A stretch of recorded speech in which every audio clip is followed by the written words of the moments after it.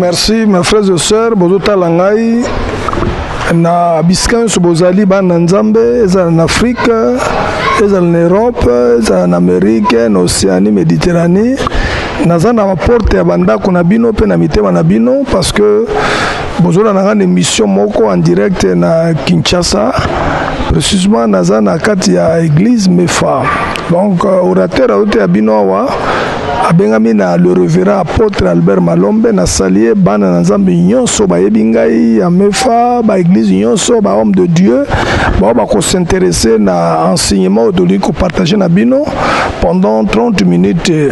Voilà, tous en mingi ya kolobate to ko remercier le besoin Seigneur parce que ozali yo mutozu occasion hotel na WhatsApp na internet ezala na allemand na salier paticien oyo azali yene muta sponsorisaki ko permettre émission les cas yena papa mbia ba pambwama au nom de Jésus pe na salier ba journaliste Afrique TV o ba yo sala musalo yo très important. Je crois que to ko prier muke parce que Seigneur azali créateur na biloko nyonso, éternel Dieu tout puissant.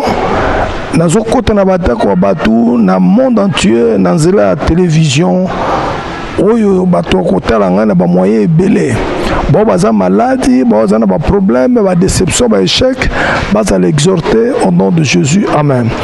Bon mes frères et sœurs, je crois que tozo partager na bino quelques minutes seulement. Tout moni ban na nzambe baza kolela mingi bazo sambela. On a sambeli mingi na joué loko moko te, mais il faut connaître que à part Dieu, le diable existe. Dieu a un esprit, Satan n'a pas un mauvais esprit, mais Dieu c'est le créateur de toutes choses visibles ou invisibles. Tous dans un monde mi-balai, tous dans un monde spirituel et monde physique. Mais comme le monde physique, spirituellement, il y a notre monde, le monde du ténèbre. Dans le monde du ténèbre, tous allez représenter le diable, les satanistes, les démons, les sorciers. Ils allez coopérer dans le monde spirituel et puis les sorciers ils allez vendre des pembeni. Pour bakabola mutuna zambe pour nzamba yoka prière à mutute, on va faire tout que mutaza na vie à péché, na vie à mélange. Parce que ce que mutaza c'est l'ensemble, Bible dit place que quel rapport y a entre la lumière et le ténèbre. Parce que ce que mutaza ali malam 50%, mabe 50%, a comme un mélange, a comme une loi, babengi yango yin yang. Yin yang ezali loi chinoise satanique. Oyo bazali kosala tout na monde na bango, basala mutaza la partie moko azana ba défaut, partie moko azana ba qualité. Et Dieu a 3 fois saint. Voilà, là tu dois partager quelques pensées moko sur le cœur rempli du mensonge. Motemo yotondi sami na lokuta. Lokuta, ton mensonge, ce n'est pas un nom simple. C'est le nom du diable. Diable, comme on a dit, mensonge.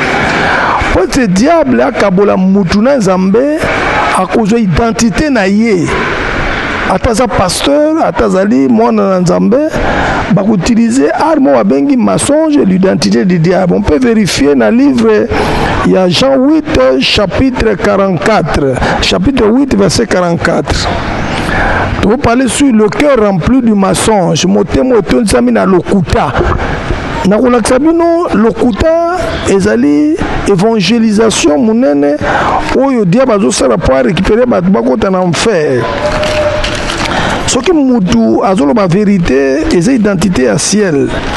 Tu vérifies dans la Bible dans Jean 8 beaucoup parler sur le parler sur motemo tondi na lokuta to le cœur rempli de mensonges. Balobi boyno. Na 44 balobi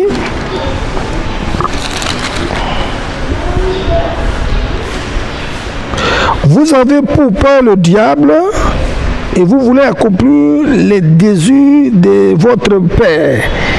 Il a été meurtrier dès le commencement. Il ne se tient pas dans la vérité parce qu'il n'a pas de vérité en lui. Lorsqu'il profère le mensonge, il parle de son propre fond, car il est le menteur et le père du mensonge. Il est le menteur et le père du mensonge. Voilà. Tout au temps, bazo parler na biso que diable c'est le nom, son nom, c'est identité na ali mensonge. Azali père de mensonge. Donc le kutanyo so eutaka na diable. Tant mutu azali ko sambela to ko zala chrétien, identité on va différencier que c'est un homme sauvé, une femme sauvée, c'est sa façon de parler. Devant une situation difficile, il doit parler la vérité. Que quand Satan parle, il parle de son propre fond. Parce qu'en lui, il n'a pas la vérité, c'est toujours du mensonge. Parce que lui-même, c'est le père du mensonge. Écoutez bien, très bien, mon frère et soeur, prédicateur, homme de Dieu, autorité politique, là où tu es, Dieu, il est 3 fois saint. Jésus, c'est la vérité, Satan, c'est le mensonge. Ozomona ke tango tozoloba lokuta. Lokuta, c'est une façon de se défendre, de communiquer notre vie auprès des gens qui t'écoutent lorsque tu nies quelque chose. Yango moni ke ndenge zali wana diable azali utiliser lokuta. Parce que nakata lokuta tozomona ke mutu nzamba zobenga biso ba temple à Saint-Esprit. Nous sommes le temple du Saint-Esprit. Satan zobenga biso, je retournerai dans ma maison. Na ina bisande komo ko en place aux alliés. Jésus ne peut pas travailler, faire un miracle. Et si comme mensonge, c'est-à-dire il faut parler la vérité. On a un moyen de transport, surtout par les moyens de téléphone. Au moins, les gens mobali, mais ils ont moins sin andaku, mais ils préfèrent qu'on soit deuxième femme, troisième femme, mais ils ont qu'on soit moins sin andaku. Et ça mensonge. Pour vivre, pour gérer, il doit utiliser l'arme le plus efficace, c'est le mensonge. Le mensonge dans la gestion, dans les finances. Dépasser mingi alors bazar la déception, parce que ça mobali moko, ça mobali miso passer par là. Donc il marche dans le mensonge. Diable a utilisé conscience naïe. Yango na bino que na motema ya mutu ezana makambe bele so tanga na Marc chapitre 7 bazoloba que na motema Marc chapitre 7 verset 19 tote apona mensonge okotala kati na yo. Est-ce que depuis on dit que c'est l'ensemble au zimbongo boye nzamba on peut s'adim on peut s'idimiter au kosi. Donc un homme ne peut pas tromper Dieu. Tant que tu es chrétien, tu dois garder l'identité de la vérité. Attends aux anguilles. Non. Il faut parler la vérité. La vérité c'est une arme. Quand on est parler sur le cœur rempli de la vérité. Na motema na yo il faut que la Saint-Esprit a sala musala. Ya ba lobi na biso wa bazolo baboye. Bible zobenga biso bato. Tozali ba temple ya Saint-Esprit, dia bazobenga pe biso bato maison na ye. Abi je retournerai dans ma maison d'où je suis sorti. So on vérifier à verset 1 Corinthiens chapitre 6 verset 19, Marc 12 44, Matthieu 12 44. Puis balobi boye. La Bible appelle le diable père de mensonges. Le cœur, c'est l'endroit où la conscience réside. Une conscience, c'est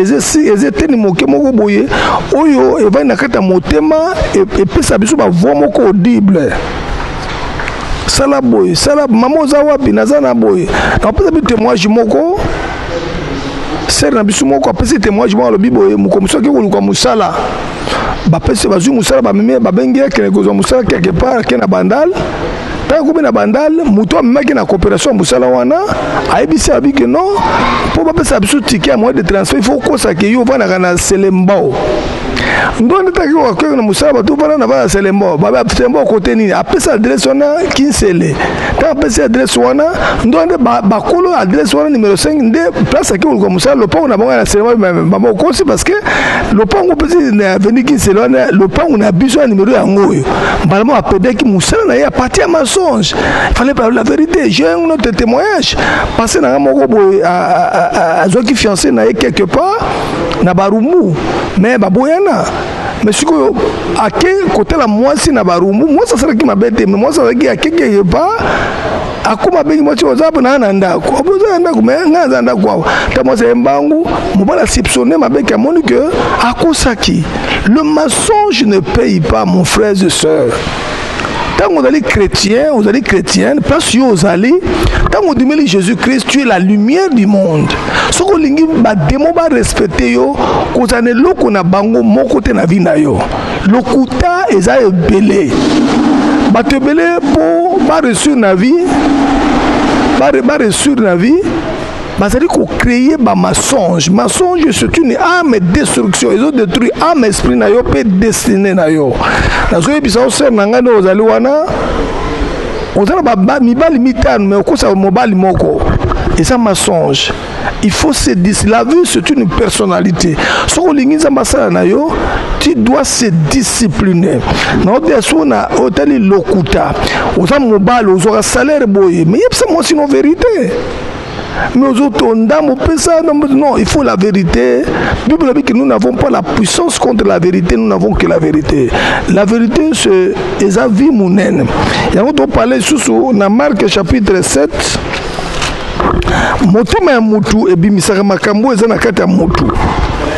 Le cœur, c'est l'abondance du cœur que la bouche parle.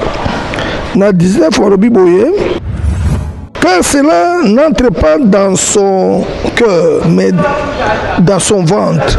Puis, ça va dans le lieu secret qui purifie dans les aliments. Il a encore ce que l'homme, il dit encore, ce qui sort de l'homme, c'est ce qui suit l'homme. Car c'est du dedans, c'est du cœur que des hommes qui sortent les mauvaises pensées. Les mauvaises pensées sont dans le cœur, les adultères, les impudicités, les meurtriers, les vols, les cupidité, les méchancetés, la fraude, les dédaigrements, les regards envieux, les calomnies, l'orgueil. Toutes ces choses mauvaises sortent du dedans et suivent l'homme. Makamoto tengawa, so lingo sala mabe so lingo sala et utakana motema ezali plein d'atterrissage ou ezali kobimisa. Babi la bouche, c'est l'abondance sur cœur que la bouche parle seulement. La bouche c'est une partie des représentatifs qui donne un rapport de ce qui se trouve à l'intérieur. Batebele baza maudit lelo parce que bazo mélanger mabe na malam. Il préfère d'être chrétien, chanteur, pasteur, mais il vit dans le mensonge. Mensonge, Azumon a dit Maliaka, c'est Babikeno, mais trop petit Dieu. Place aux alliés, aux États-Unis, aux Europe, partout, tu vas rater le ciel à cause du mensonge. Le ciel, au ciel, n'a pas de pitié, on ne négocie pas au ciel. Ce que l'homme aura semé, c'est ce qui va moissonner. Voilà, Natébine sur le cœur rempli de mensonge. Un cœur rempli de mensonge, c'est un cœur qui se défend beaucoup. Pour la longue, il faut le baboy. Essayer de parler la vérité, tu reflètes l'identité de Christ. Voilà le message d'Anga Lelo Zagi que motema na mutu etondi na lokuta. Lokuta ezali la personne de diable. Diable c'est le père du mensonge. So lingi nzambe salta l'exemple to comme mokile comme ko souffrir lo pona nini. Adam et Ève bati bango na jardin d'Éden. Mais le diable a utilisé ko kota na serpent ko bisa mwasi que so lembu moyo okufunga miso ne ba funga miso déjà avant. Satan tanga zo ko kosa yo a collection danger tena ba conséquences des asimalo ko do sala. Il faut qu'on y ait que ba fille belé ba kufi na ba avortement ba kufi belé parce que akona so sali boy so que dia bazo ko sa yo azo l'exo vérité voilée mais tant qu'on exécuter ngo maintenant aux ba conséquences te laisse n'habite pas aux ali est-ce que ta bouche parle la vérité? Est-ce que normalement na foyer au vendu wana moi no azana ndako na wana est-ce que bodela mobile na ndako? Est-ce que nous allons voir nous na batu musu na ndako? Est-ce que baso bano ndako na business oza fidèle? Est-ce que place obima ko kende wapi? Autant la moyen de transport tous nos wapi on a na moyen de transport na embouteillage, mais na embouteillage na ndako au s'en sortir. Téléphone peut aller canal monene oh ça t'a utilisé pour se défendre. Voilà na ebisi ndeko mo azuta langai ozana Europe, l'Europe n'est pas le ciel, l'Amérique n'est pas le ciel. Le ciel, c'est autre chose. Après ce monde, il y a notre vie qui nous attend.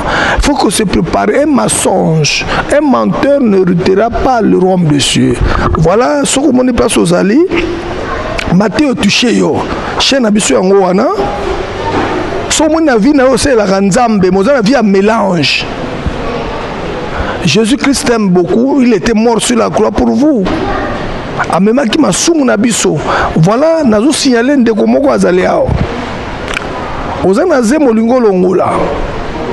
Comme la kisi wana te. C'est une destruction.